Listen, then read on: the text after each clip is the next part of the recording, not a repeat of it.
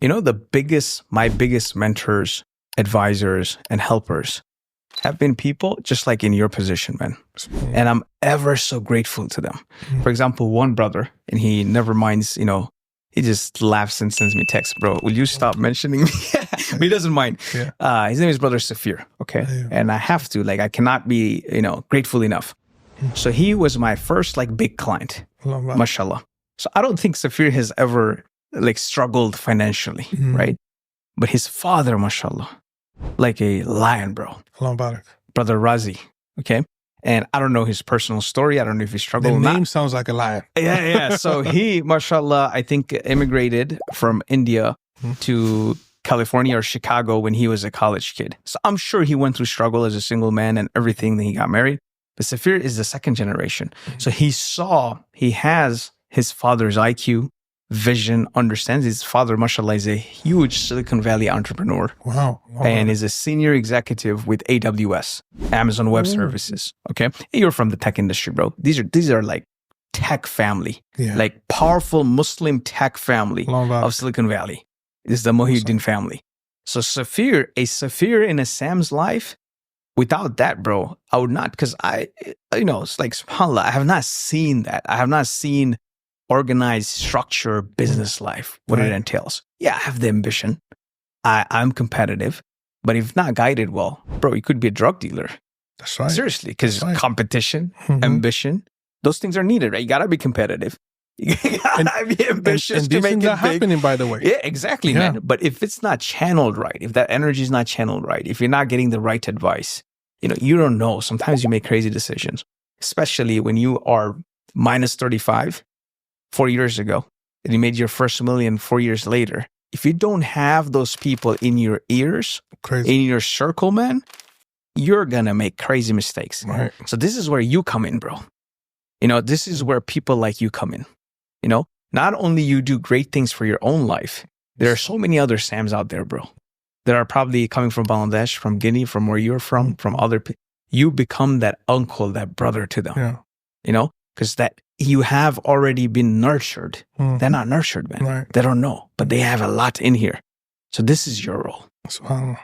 Seriously, man. Akhi, as I listen to this, I'm just thinking, this is a theme that keeps recurring with all these conversations I'm having with these brothers, right? Harris, Dr. Maz, you. I just keep hearing this whole concept of, being able to have mentorship, which I believe is lacking in our community tremendously, right?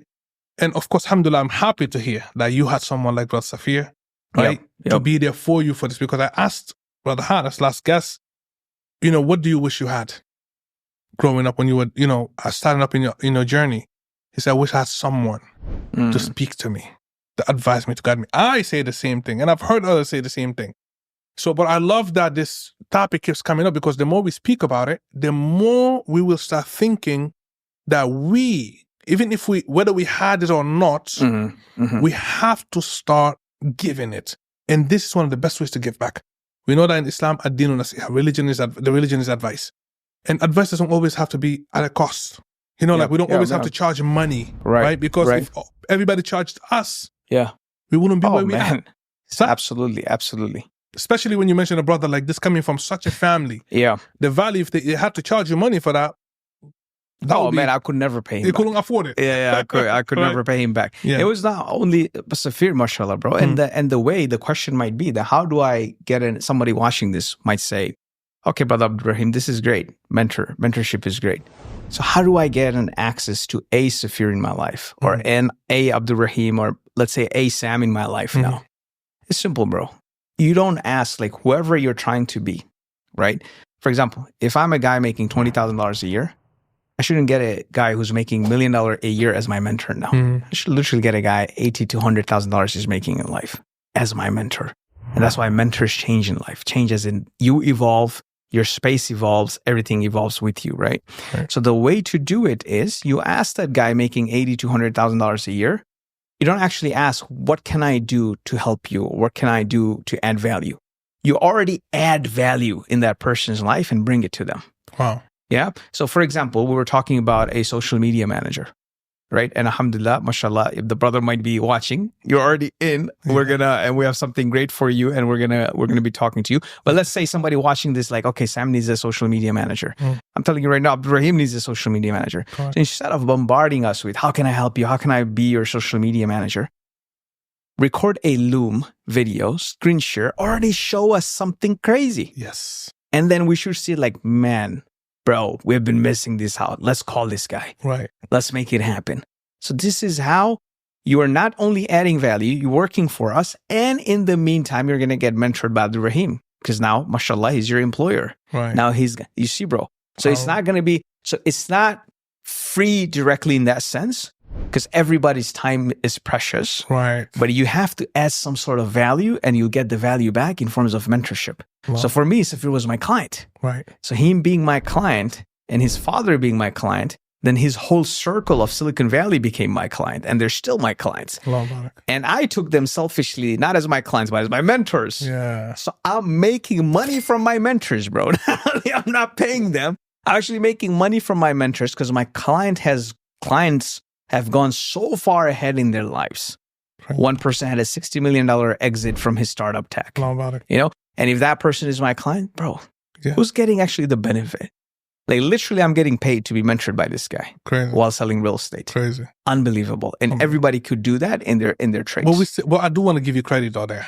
You still have to get the credit. And that goes back to what you're just saying now about this person listening, create that Loom, create that video, right? Mm-hmm. Because yes, I mean, this is crazy that you're not paying to get mentorship. You're actually making money and you're getting mentorship, right?